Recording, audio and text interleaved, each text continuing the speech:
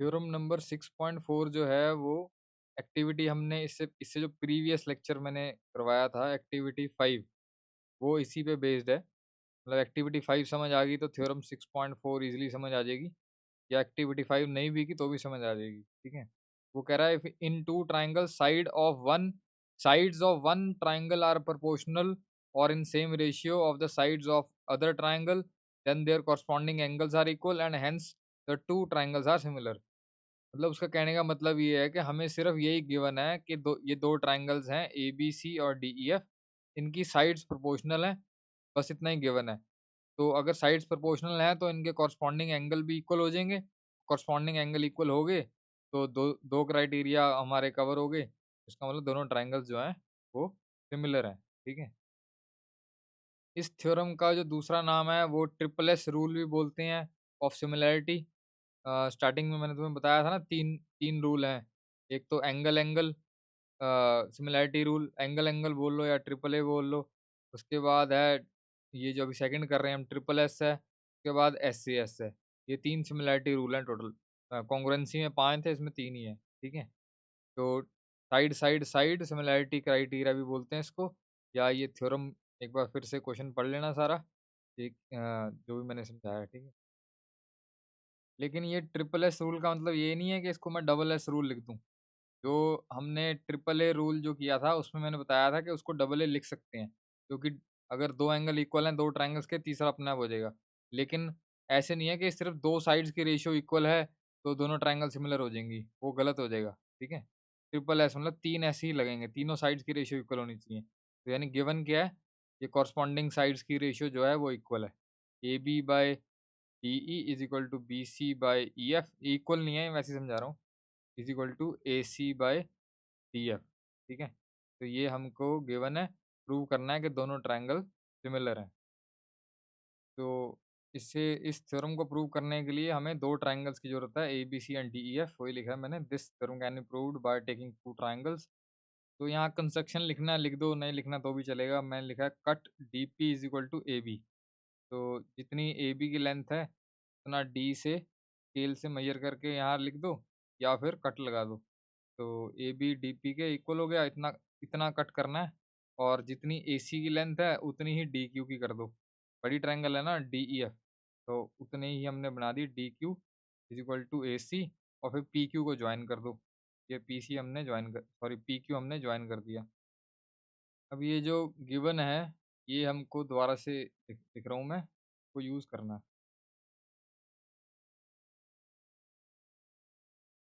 तो गिवन में ये जो स्टार्टिंग वाली रेशियो ना, ये यही लिया है मैंने सिर्फ, A B by D E is equal to A C by D F.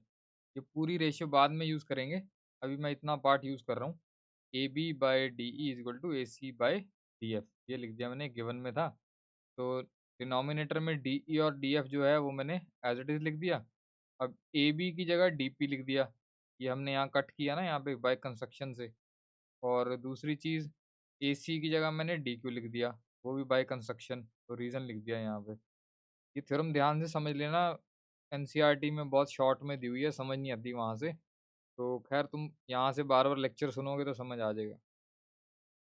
तो अभी स्टेप बाय स्टेप समझ लो, बाद में ना मैं इसको समराइज़ कर दूंगा कि क्या क्या स्टेप्स किए हमने, ठीक है। तो अभी अभी तक क्या किया मैंने, D P by D E, D P by D E is equal to D Q by D F, is equal to D Q by D F.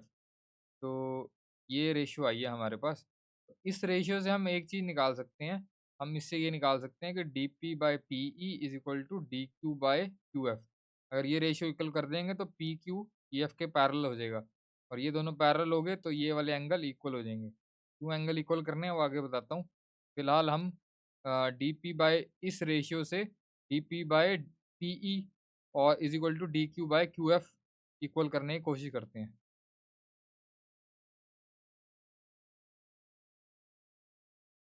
Next step में मैंने क्या किया है, डीई को स्प्लिट किया है। जैसे ये डीई किससे बना है, डीपी प्लस पीई से, है ना। तो डीई की जगह लिख दिया DP plus PE. Numerator same ही रखा है डीपी, यहाँ भी न्यूमरेटर सेम रखा है डी क्यू, क्योंकि डायग्राम में देखोगे तो डी क्यू तो हमें चाहिए ही, और डीपी डीपी भी चाहिए हमको। ठीक है? क्योंकि हमें dP/PE = dQ/QF लेके आना ना किसी तरह तरीके से। तो हमने सिर्फ डिनोमिनेटर को ही तोड़ा है। DF किसके इक्वल है? DQ प्लस QF के, डायग्राम में देख लो। तो अब लेकिन आगे कुछ सॉल्व नहीं हो सकता, इसलिए हमें हमको रेसिप्रोकेट करना पड़ेगा। तो इसको ऊपर ले गए, ये इसको हम ऊपर ले आए और इसको नीचे कर दिया, और इसको भी ऊपर ले आए और इसको नीचे कर दिया, रेसिप्रोकेटिंग बोथ साइड्स, ठीक है। नेक्स्ट स्टेप में मैंने क्या किया, dP/dP अलग कर लिया और PE/dP मैंने अलग कर लिया, और यहाँ से dQ/dQ अलग कर लिया और QF/dQ भी अलग कर लिया। ऐसे करने से क्या होगा, dP/dP कैंसिल हो जाएंगे, यहाँ से भी dQ/dQ, तो ये बचेगा PE/dP।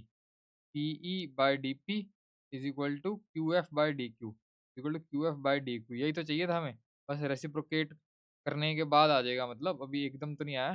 तो इसके बाद का मैंने स्टेप क्या किया, इसको कटिंग करके यहाँ पहले 1 लिख दिया, ये भी कटिंग करके यहाँ 1 लिख दिया, ठीक है। उसके बाद 1 कैंसिल हो जाएंगे, फिर से रेसिप्रोकेट करेंगे तो फिर ये आ जाएगा dP/PQ, PE sorry, equal to dQ/QF। तो फिर से रेसिप्रोकेट कर देते हैं। एक और मेथड से भी हम ये रेशियो ला सकते हैं, dP/PE = dQ/QF। क्या करना पड़ेगा, इसको रेसिप्रोकेट कर दो पहले, ठीक है। स्टार्टिंग में रेसिप्रोकेट कर दिया मैंने, ये बन गया DE/dP और ये बन गया DF/dQ, ठीक है। उसके बाद रेसिप्रोकेट करने के बाद यहाँ -1 लगा दो बोथ साइड्स, ठीक है। तो एलसीएम डीपी लेंगे, तो डीई में से डीपी माइनस करें तो कितना आएगा, डायग्राम में देखो जरा। डीई में से डीपी माइनस करेंगे तो पीई आएगा, तो ये सॉल्व करके आ जाएगा PE/dP इक्वल टू, डीएफ में से डीक्यू माइनस करूँ, डायग्राम में देखो जरा, डीएफ में से डीक्यू माइनस करूँ तो क्यूएफ आएगा। क्यूएफ एलसीएम लेने के बाद बता रहा हूँ, तो डिवाइडेड बाय डीक्यू, है ना। फिर से इसका रेसिप्रोकल करूँगा अगर मैं, तो क्या आएगा, dP/PE is equal to dQ/QF, यानी कि dP/PE is equal to dQ/QF, यही तो चाहिए चाहिए था हमें, है ना। तो मतलब ऐसे भी सॉल्व कर सकते हो, जिसको ऐसे कंफर्टेबल लगे ऐसे कर सकता है, या जिसको ऐसे करना है ऐसे कर सकता है। मुझे ये वाला ज़्यादा ईज़ी लग रहा है, तो तुम देख लो कैसे करना है, ठीक है। तो वापस अपने इसी स्टेप पे आ जाते हैं। तो यहाँ से फिर हम अब क्या कर सकते हैं, यहाँ से 1 कट कर सकते हैं। तो ये जो मैंने मेथड बताया था, एक बार बैक करके दोबारा से सुन लो अगर कोई कन्फ्यूज़न हो रही है तो। तो यही वाला मेथड से करा रहा हूँ मैं। तो यहाँ से अब 1 कैंसल हो जाएगा, ठीक है ना। ये स्टेप मैं समझा चुका हूँ तुम्हें, 1 कैंसिल हो गया, ये सेम टू सेम लिख दिया मैंने। और नेक्स्ट स्टेप में मैंने यहाँ रेसिप्रोकेट किया और कुछ नहीं किया, ये बन गया dP/PE, ये बन गया dQ/QF,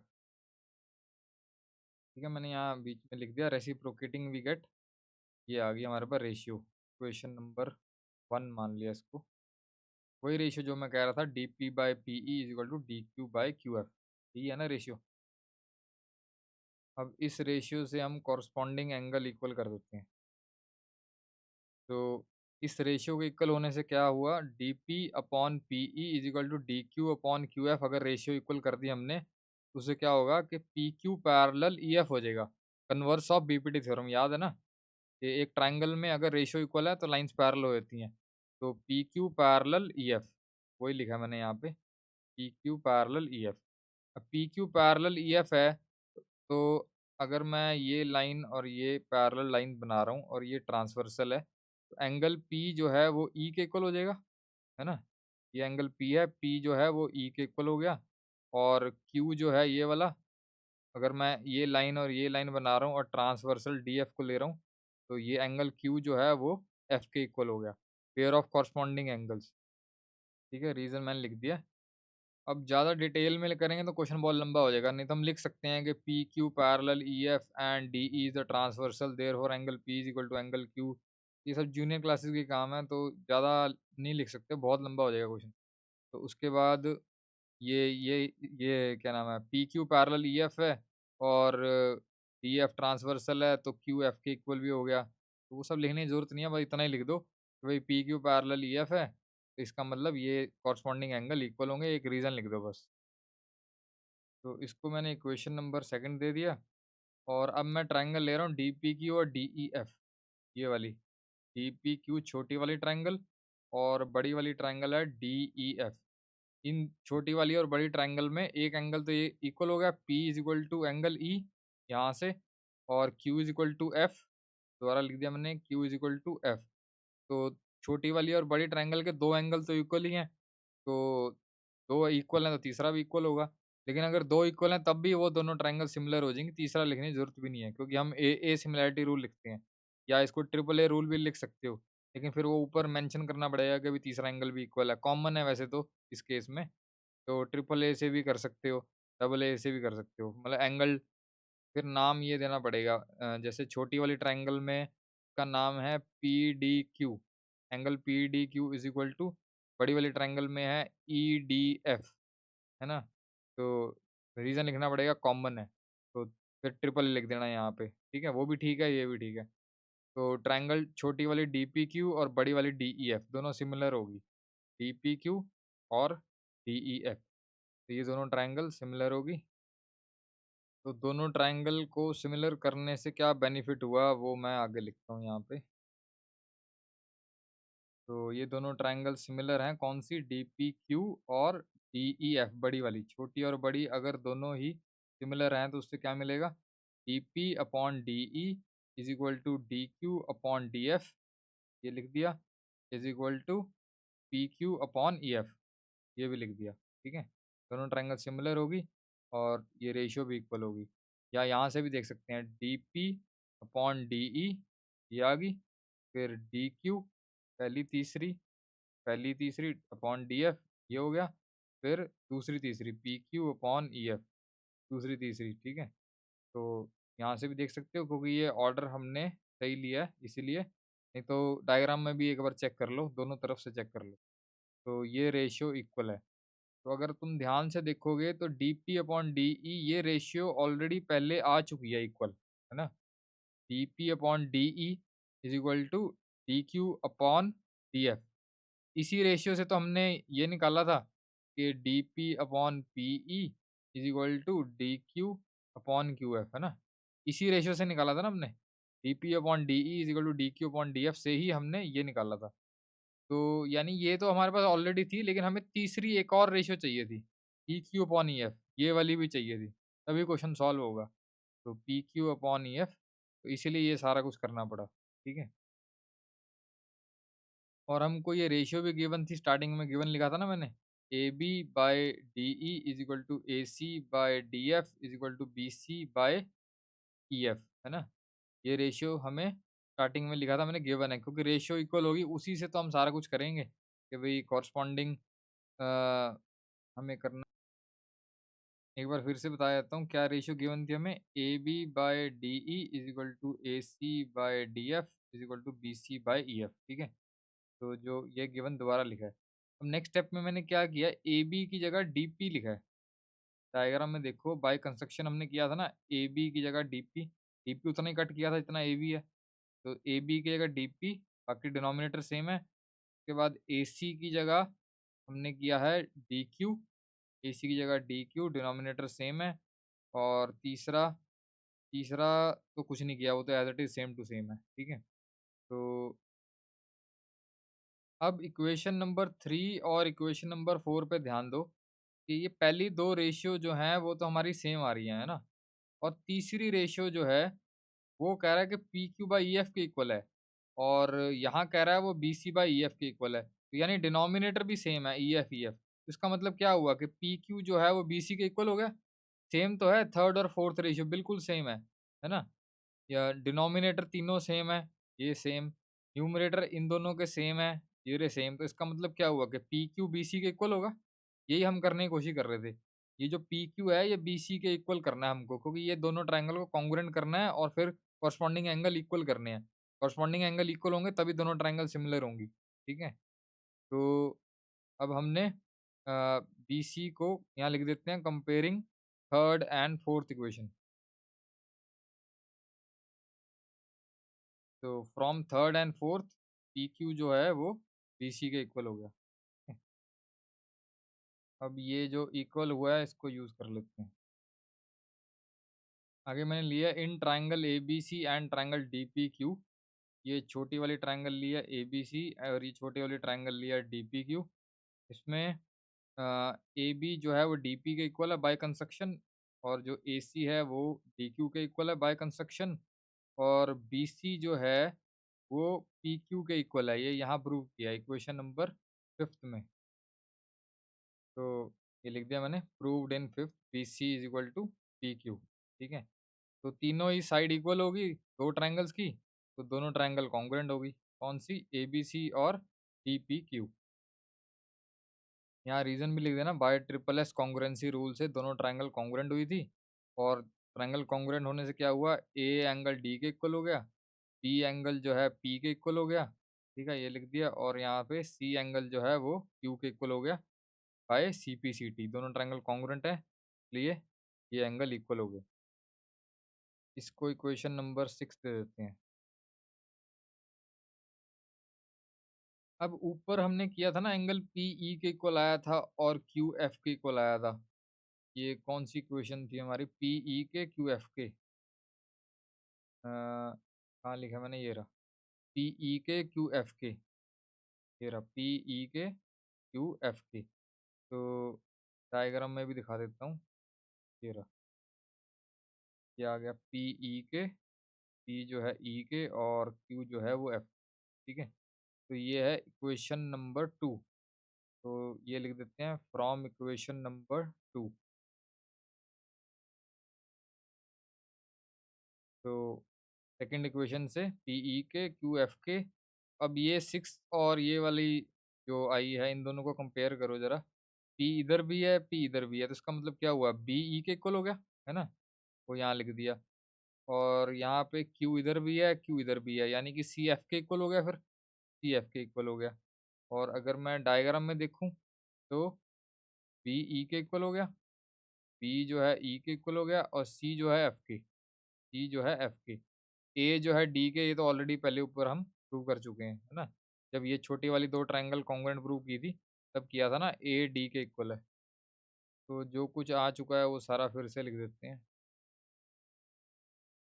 तो from sixth equation angle A is equal to angle D, और फ्रॉम सेवन्थ, सेवन्थ ये रही, बी ई के इक्वल है, सी एफ के इक्वल है, तो दोबारा से लिख दिया। सिक्स्थ इक्वेशन दोबारा से दिखा देता हूँ, ए डी के इक्वल आया था हमारा, ये रहा, ये रही हमारी सिक्स्थ इक्वेशन, ए डी के इक्वल आया था। ठीक है, अगर कभी कोई क्वेश्चन बहुत लंबा चल जाए ना, तो स्टेप बाय स्टेप कॉपी पे साथ साथ सॉल्व करते रहो।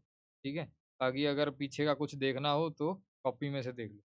वैसे तो मैं स्क्रॉल कर देता हूँ, फिर भी अगर अपनी कॉपी से देखना हो तो वो भी सही है। तो ये आ गई दोनों इक्वेशन। तो इससे क्या पता लगता है, ए डी के इक्वल हो गया, ए डी के, बी ई के, बी एंगल ई के हो गया, सी एफ के इक्वल हो गया, तीसरा एंगल भी इक्वल हो गया, तो तीनों कॉरस्पॉन्डिंग एंगल इक्वल हो गए। आगे मैंने लिखा है, thus all corresponding angles of triangle A B C and triangle D E F are equal, तो second criteria of similarity of triangle is also fulfilled, therefore triangle A B C is similar to triangle D E F. ये छोटी वाली triangle A B C और ये बड़ी वाली triangle D E F भी similar होगी, यही प्रूव करना था। हमें सिर्फ यही गिवन था कि दो ए बी सी और डी ई एफ दो ट्राइंगल हैं, उनकी रेशियो इक्वल है, तो प्रूव करो कि उन दोनों ट्राइंगल सिमिलर होंगी। ठीक है, तो हमने पहले रेशियो इक्वल तो गिवन थी, उससे हमने कॉरस्पॉन्डिंग एंगल इक्वल किए, और फिर उसके बाद दोनों क्राइटेरिया हो गए तो वो ट्राइंगल सिमिलर होगी। ठीक है, जो पहले वाली थ्योरम थी वो थोड़ी इजी थी, उसमें ये था कि दो ट्राइंगल हैं, उसमें कॉरस्पॉन्डिंग एंगल इक्वल हैं, तो हमने रेशियो इक्वल इजीली कर दी थी, और फिर वो ट्राइंगल सिमिलर हो गई थी। लेकिन अगर रेशियो गिवन है इक्वल और फिर सिमिलर करना है, तो इतने सारे ये इतने लंबे स्टेप्स हमें करने पड़े। ठीक है, तो समरी बता देता हूँ कि क्या थे सारे स्टेप्स। हमें गिवन था ये रेशियो, ये वाली जो रेशियो है, छोटी ट्रायंगल ए बी सी और बड़ी ट्रायंगल डी ई एफ, इनकी रेशियो इक्वल है, भाई A B upon D E is equal to B C upon E F equal to A C upon D F, ये given था, ये लिखा हुआ है। फिर उसके बाद हमने ए बी और डी पी को इस तरह से कट किया कि उसकी लेंथ ए बी के साथ इक्वल हो, और डी क्यू को ए सी के साथ इक्वल कर दिया। ठीक है, ये हमने कंस्ट्रक्शन की थी इसमें, और पी क्यू को हमने ज्वाइन कर दिया था। तो स्टार्टिंग वाले जो स्टेप्स हैं वो एक बार लेक्चर दोबारा सुन लेना, उसमें मैंने रेशियो यूज़ करके डी पी को, सॉरी पी क्यू को ई एफ के पैरेलल किया था, फिर पैरेलल करने के बाद ये वाले एंगल पी ई के इक्वल कर दिया था, क्यू एफ के इक्वल कर दिया था। फिर उसके बाद मैंने क्या किया था, सॉल्व रेशियो की हेल्प से बी सी को पी क्यू के इक्वल कर दिया था। फिर बी सी पी क्यू के इक्वल होगी, तो ये जो छोटी वाली ट्राइंगल है ए बी सी और डी पी क्यू को मैंने कॉन्ग्रुएंट कर दिया था ट्रिपल एस रूल से। कॉन्ग्रुएंट कर दिया तो उसके बाद एंगल ए जो है वो एंगल डी के इक्वल हो गया था। ठीक है। और फिर ये जो छोटी वाली ट्राइंगल है डी पी क्यू और डी ई बड़ी वाली ट्राइंगल है डी ई एफ, इसको सिमिलर किया था हमने, और सिमिलर करने के बाद ये एंगल इसके इक्वल हो गया था और क्यू एफ के इक्वल हो गया था। ठीक है। और अच्छा, वो सिमिलैरिटी की तो जरूरत नहीं थी, ये पैरेलल थी ना, तो ये वाला एंगल पी ई के और क्यू एफ के इक्वल तो ऑलरेडी है ही है, कॉरस्पॉन्डिंग एंगल है ना। तो हमने ये ए बी सी और डी पी क्यू को भी कॉन्ग्रुएंट किया था, तो ए को डी के इक्वल किया था, बी को पी के और सी को क्यू के। तो बी पी के इक्वल है, पी ई के इक्वल हो गया, तो जो हमारा एंगल बी है वो ई के इक्वल हो गया। उसी तरीके से सी क्यू के इक्वल है और क्यू एफ के, तो यानी सी भी एफ के इक्वल हो गया। तो यानी कि इन दोनों ट्राइंगल में ए डी के इक्वल हो गया, बी ई के इक्वल हो गया, सी एफ के इक्वल हो गया। कॉरस्पॉन्डिंग एंगल भी इक्वल हो गए, साइड्स की रेशियो तो पहले इक्वल थी, दोनों ट्राइंगल सिमिलर होगी। ठीक है। ये मैंने शॉर्ट में बता दिया। बाकी स्टार्टिंग वाले स्टेप्स एक बार लेक्चर दोबारा से देख लेना जो रेशियोज इक्वल की थी। ठीक है। That's it.